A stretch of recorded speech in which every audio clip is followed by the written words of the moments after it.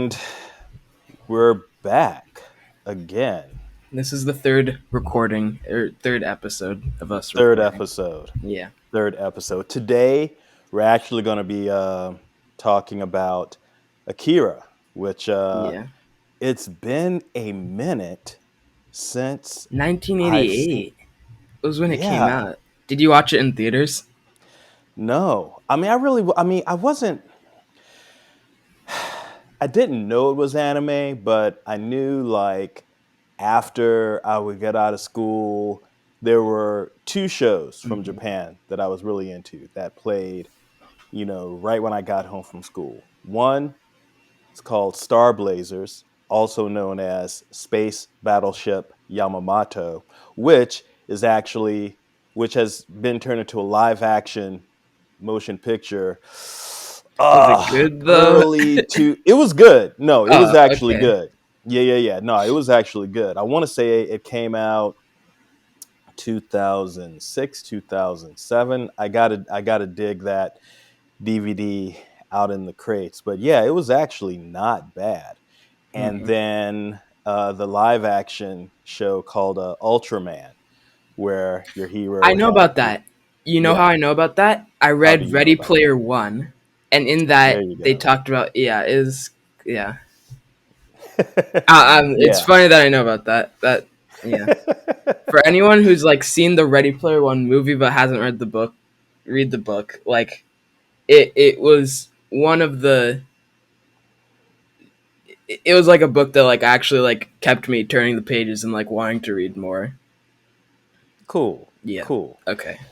So yeah, Ultraman was, definitely one of those shows as well that I really got into. Then there was what Battle of the Planets. Group of superheroes. They didn't really have any powers, but they had nice outfits, and they could. Yeah. They had spaceships, and they Mm. their whole costumes made them look like birds or something like that. It was crazy. But anyway, I didn't know it was anime back then, but that's what I was into. And then Gundam, Space Gundam, yeah, Gundam with which was also like the planes that they had pretty much transformed the same way as one of the Transformers. And now, if you go into the toys that made us Transformers and some of these, We should have a Japan Gundam toys. episode. Oh, we should. Yeah, I'm sure No, there's a I'm talking movie. about the toys that made us on Netflix. But we could have a Gundam episode. I don't know a lot about. I don't really know about that Yeah. either, really. But anyway, hey, let's get to some house cleaning stuff. Hey, Hmm. dude, first off, like and subscribe. Second, what is that shirt you have on? Wow, I just like found it on the ground, but it's so soft and look like there's a cool. It just happens to have the Dadshoos podcast logo What? on it, What? and it's a really like clean print that like you feel it, and it's like this isn't like gonna like rub off a bunch, and like it isn't like okay, it's cracking a little, but that's just how prints work. Um, Well, yes. and it's one of the nicest shirts I own now, Aw, and that's it's so cool. I I haven't do gotten actually think how mine it's yet. made. Yeah. Yeah. Yeah, mine didn't come in just yet, but I'm glad yours did, and I'm glad that you like it. And anybody who watches this podcast or doesn't watch this podcast can actually get one of these fancy schmancy t-shirts. Tell us how. Oh, well, you can go to the Dadshoos Etsy store. I'm still kind of playing around with like where to actually get our merch from.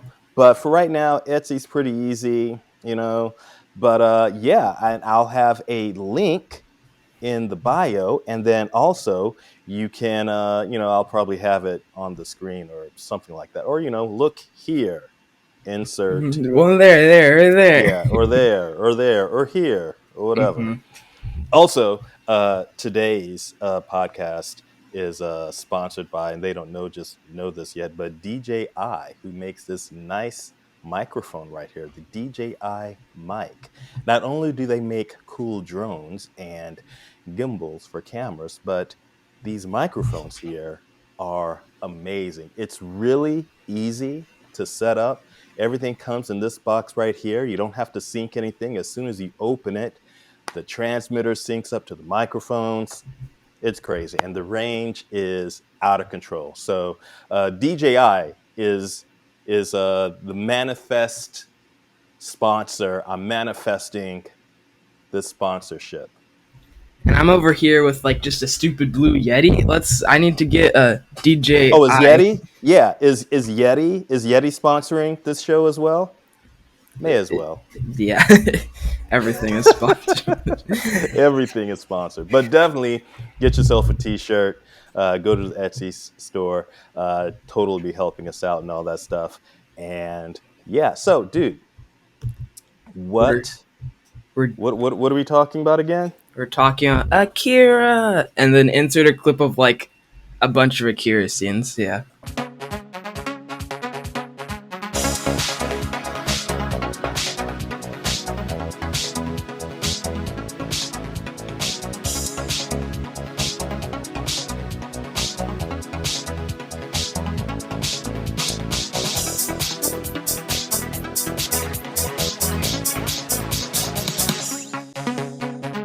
First, before we like get into all the points that I want to talk about, I want to like say the backstory. Okay. So I don't really remember where I first heard of Akira, but I've seen like people building Lego mocks of like Kennedy's bike, and one time I made one, and I was also kind of just like I wasn't really watching clips, but from stuff that I was hearing from other media, people were talking about how good this movie Akira was, and I did see like I think the starting clip of it, and I just really liked the world and everything, and so I kind of got inspired by like some of my Taco in Predator Mode comic, and one of the things that I've been doing is I've been building a map of like part of the city, Hmm.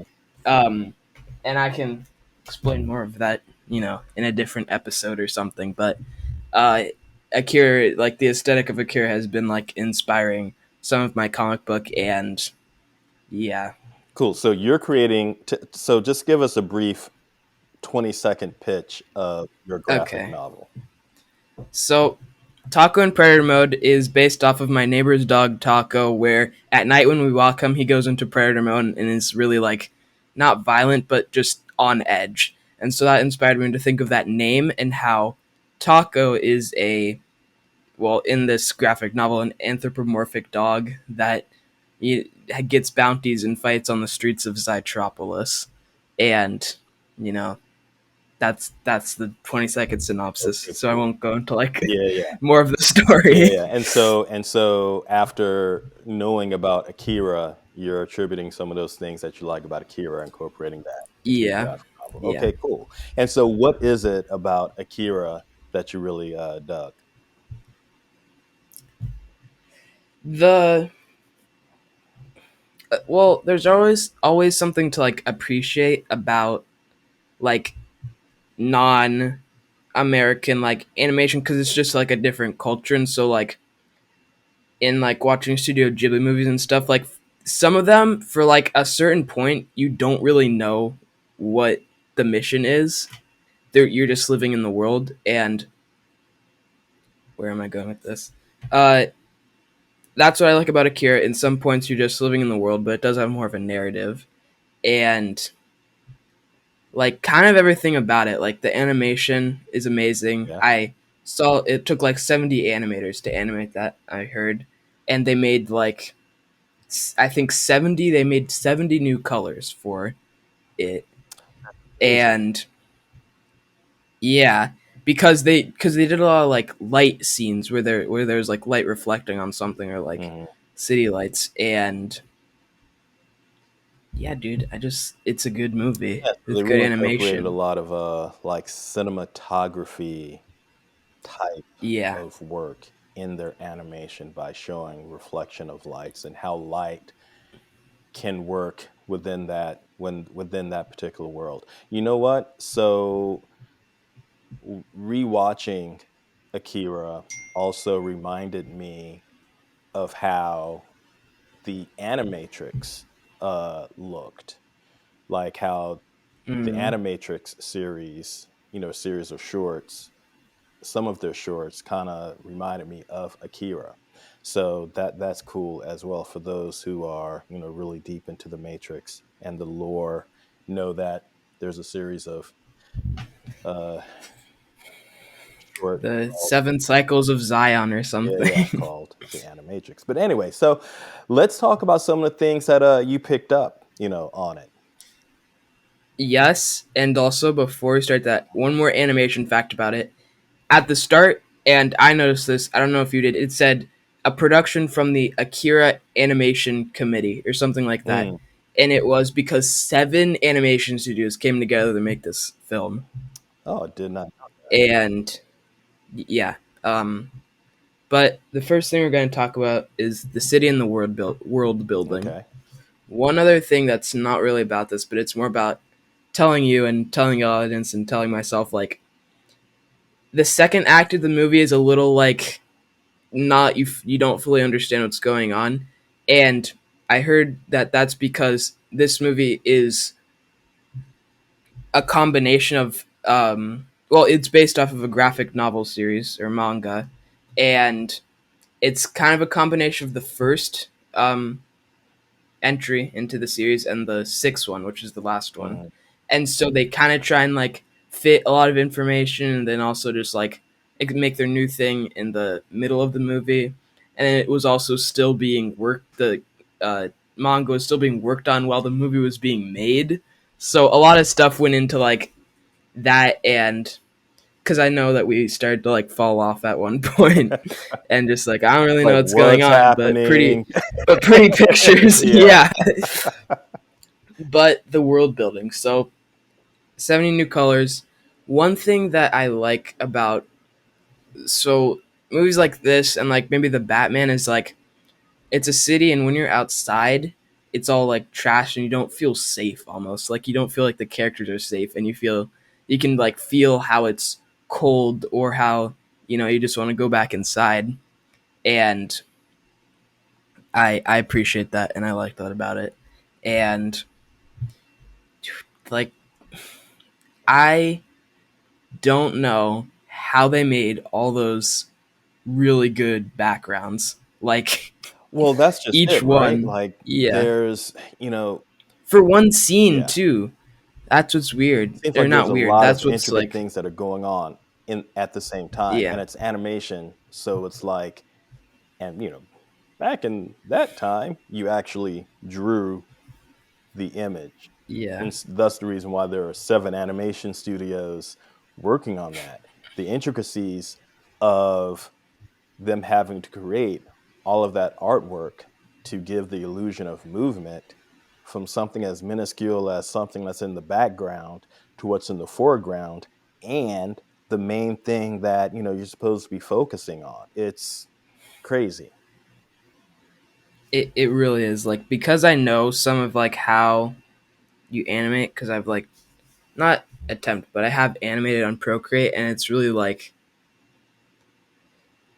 what's the like it stresses me out sometimes like watching movies and specifically animated movies of thinking how much goes into them and like for all those really amazing well drawn like backgrounds like for some of them you only see them for one scene Right. and it's like just the quality of it is very insane Yeah, you and appreciate the work, that goes behind yeah, that one yeah, moment, you know.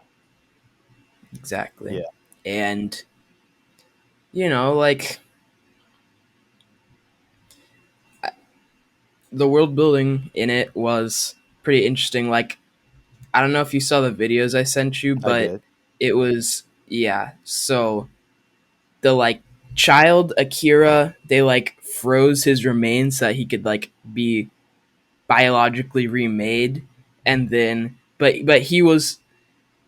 he had so much power he like nuked the city, Right. and then they like everyone else thought that was like another sign of a bombing, and made everyone engage in World War III, which they didn't. At least in the movie, they didn't really talk a lot about that. But like this city has been exploded and reformed so many times, and then also at the end, you know, uh, Testu is his name, right? And he makes Tetsu. a whole new universe. Yeah.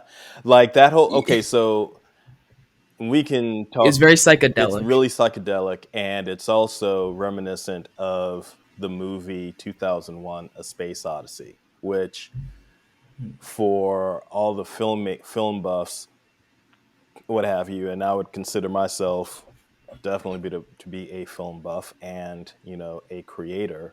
That is the one film that like I got to keep watching. Like it is so out there.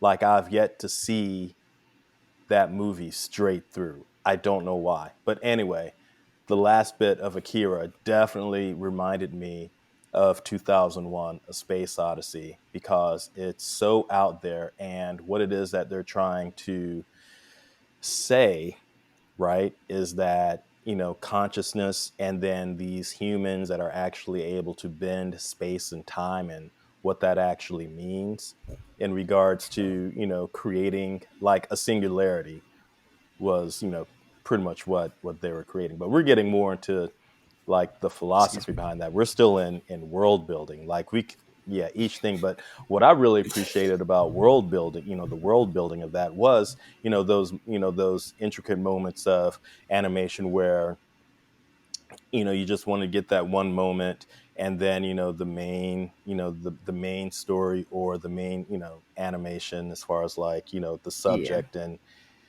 all that stuff. I really, really appreciate it. And then knowing that that was done during a time where they were drawing, you know, each, each picture, is amazing, and it really goes towards it's their so yeah crazy, their dude. artwork. All right, what's the next thing? What's next? Um, well, the next thing is animation, which we've kind of already been talking about in like world building. Um, there's something I was about to say about the last thing, but I can't remember.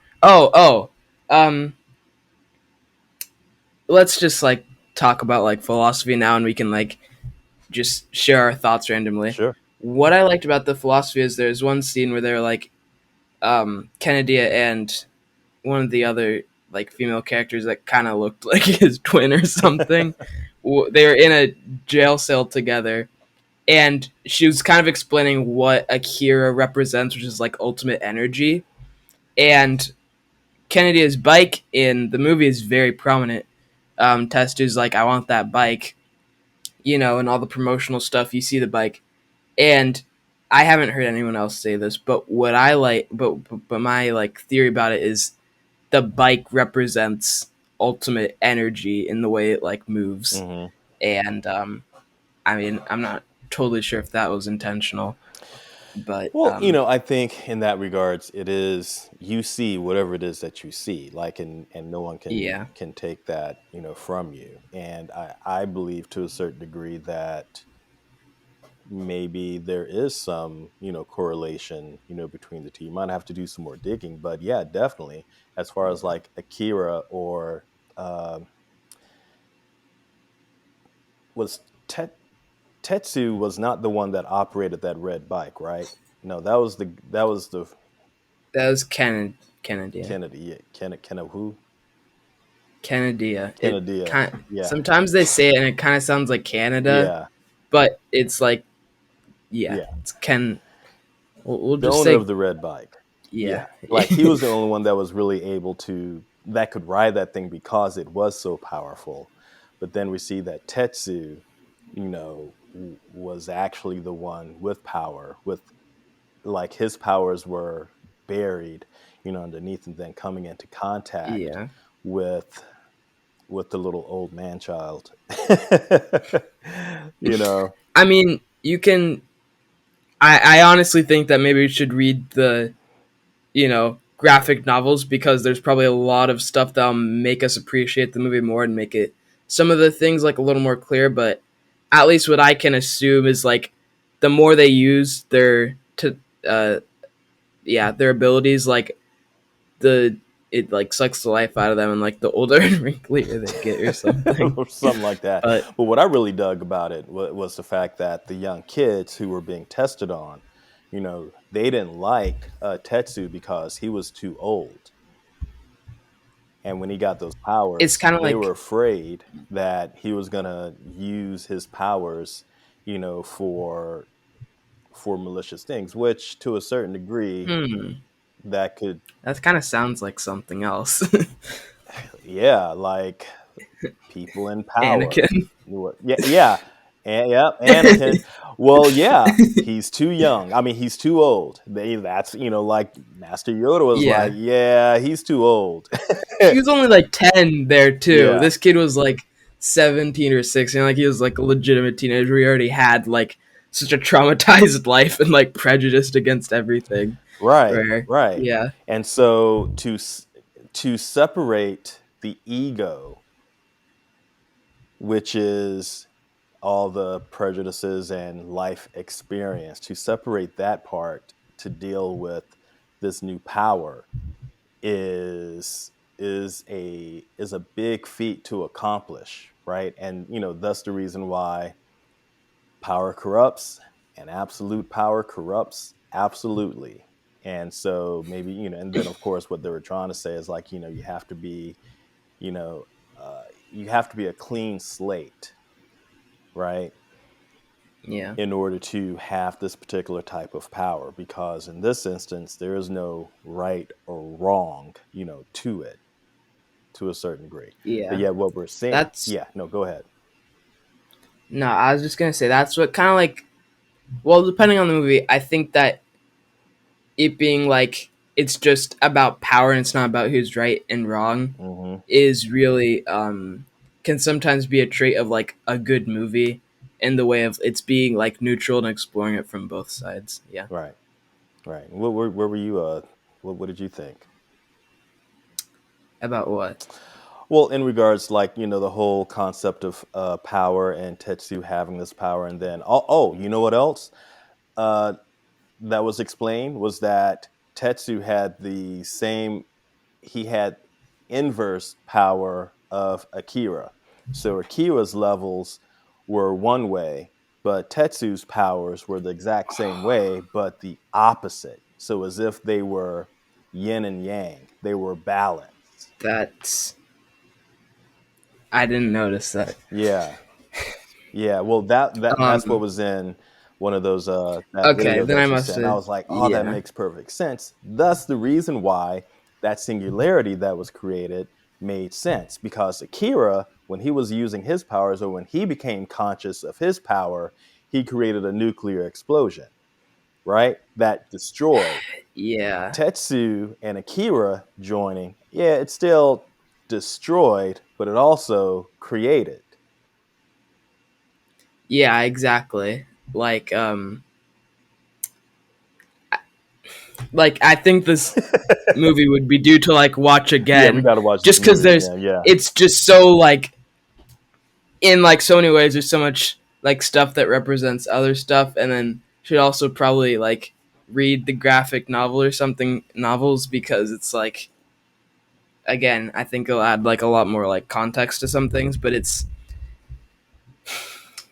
I don't I still can't like I'm thinking there's like you know I don't know specific representations in some parts that I can't fully wrap my like head around, Hmm. but um to go to like some of how they made the movie, I think that the like there's some scenes that were like violent or something and there wasn't like music, like they're very conservative with the music, and then there's like sometimes the I don't really know what the instrument is called, but like traditional like Japanese music mixed with like more synth wave Hmm. things. um Which was heavily prominent in the 80s, like y- synth music. I mean, it was all over the place. Yeah, yeah, yeah. and the like philosophy of like he created his own universe with that power, like where does this power even come from? Right. And like how, and we like heard this in like some of the video that I sent you, which is like Tetsu was like a cage to his own power Hmm. because when his arm got blasted off, it just exploded out of him, like quite literally. And that scene, it wasn't like it was kind of like guts, but it was more like weird blobs, and it Yeah. wasn't really like gruesome, but it was really like gross at the same time. And dude, like some of the stuff like they just do without a beat, like his girlfriend they just like killed. She just got crushed by Yeah, it. that poor girl. Like she Yeah. definitely did Oh, she not. went through a lot, She dude. That did. Mm, yeah, yeah. she did. um jeez. And like she was like almost Tetsu's kind of like Anakin, or Anakin is like Tetsu in the way of like they both had this um you know like Padme and then her, which I need to remember her name, but they were kind of like Tetsu's girlfriend was kind of like his, not his mom in a way, but like his like safe ground, I guess you could say. Like it Yeah. was something that was keeping him centered because he's like an orphan Right. and he's messed up. Right. Like Um, a motherly type. Well, she was the and then that, figure that is supposed to ground him. And, yeah, mind you, this is coming from an 80s movie where, women characters really weren't that fleshed out, and neither was this. And if it was, I don't know, I would probably say that in this regards, if she was a little like, if they had actually spent some time, and maybe this is something that we don't know, maybe in the manga yeah, it could exactly. it could be I different, heard that. Yeah, but we can only go with what we've been given, and that's that. So her character, well, that character in regards to like the other younger, the young old kids, both encompassing, male and female or whatever, blah blah blah. mm-hmm. you know, dealing with all that. But all in all, I dug it. It's definitely a film that you have to watch again to really study the intricacies of what they're trying to Yeah. talk about, because not only are we dealing with creation, itself, but in anime and definitely in Japanese culture, with these particular, types of storytelling, they have a unique perspective on life because of the dawn of the atomic age. Because they were the recipients of not one but two nuclear bombs. And, that really can do some damage to a culture, to a Yeah. people.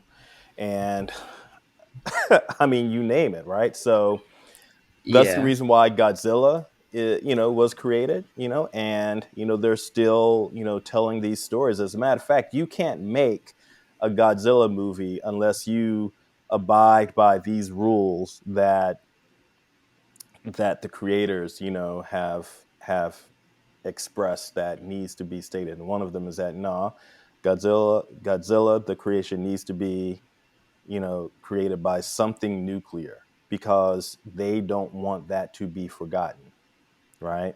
Oh, Oh really? yeah. I've only really seen Godzilla versus Kong, so I didn't. It might be due for me to watch some of the older Yeah, Godzilla see some of the movies. older ones. See the one that Gareth Edwards, I think that's his name. He did, Rogue One, and now the new movie, The Creator, which Mm, is what I think we should possibly, talk about next, because he yeah. made that movie with a $2,000 camera.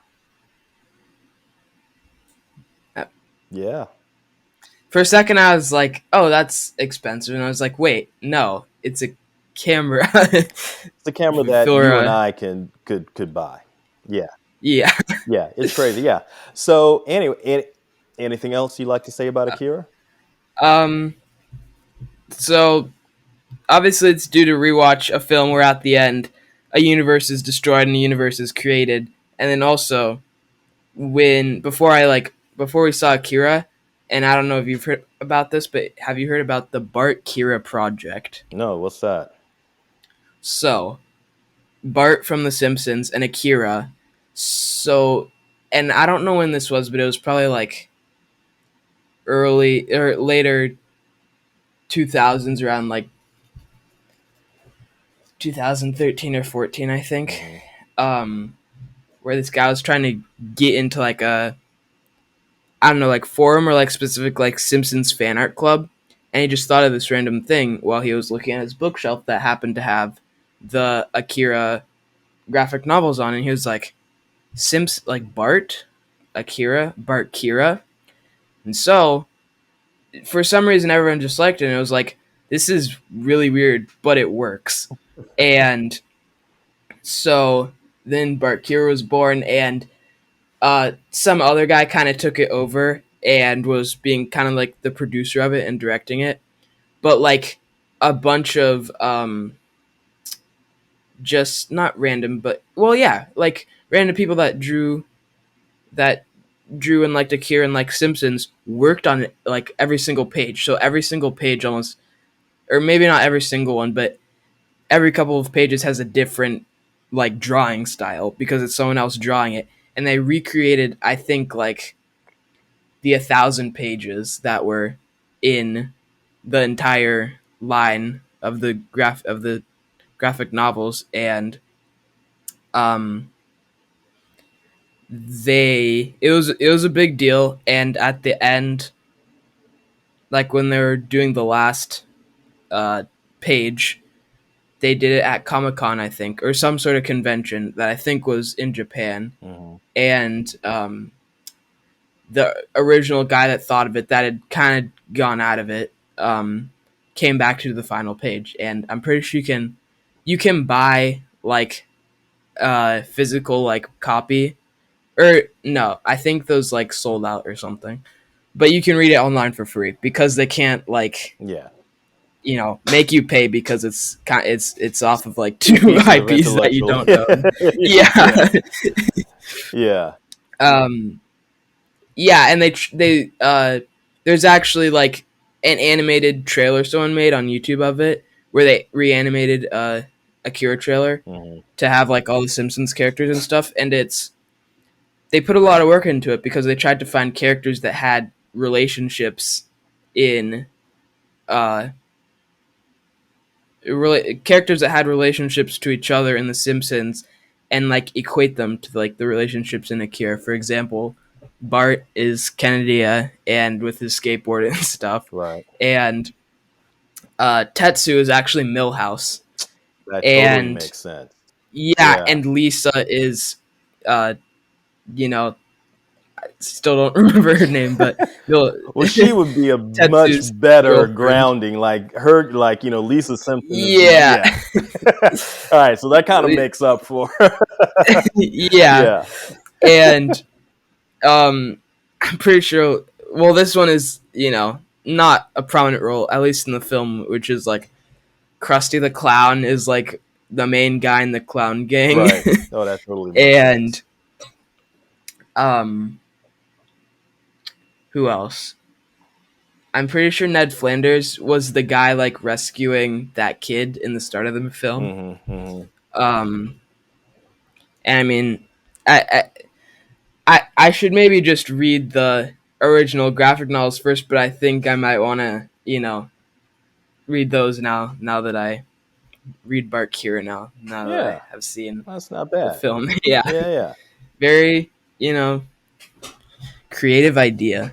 most Yeah, definitely. Well, hey, that's awesome. And thanks again for checking out episode 3 of Dadshoos, where we talk about Akira. I know that we just finished up watching Ahsoka, so we're definitely going to talk about that because yeah, that and show, Loki. yeah, and Loki too, and Loki as well. I just don't like man, Ahsoka and these Star Wars people, man. Like, I, I don't know what, like, There's some real haters out there. like, Like, and the thing is, they're not even coming at. Well, okay, some of them are, but the people that I know aren't even fully coming after the main, thing you could critique, which is like the plot and some of it not making sense. But that's mostly because you have to consider there's a movie that's gonna kind of be like concluding this whole thing. So exactly. hopefully it will Yeah. So hopefully, make yeah. everything make more Hopefully, sense. Yeah. we can clear all this up for everybody out there. But, Hmm. until then, get your t-shirts, show them that great t-shirt again. Sh- Yes. Dadshoos, the Dadshoos Yes. podcast. Thanks again for checking us out. Make sure to hit One that more like thing. and subscribe button. Yeah, what you got?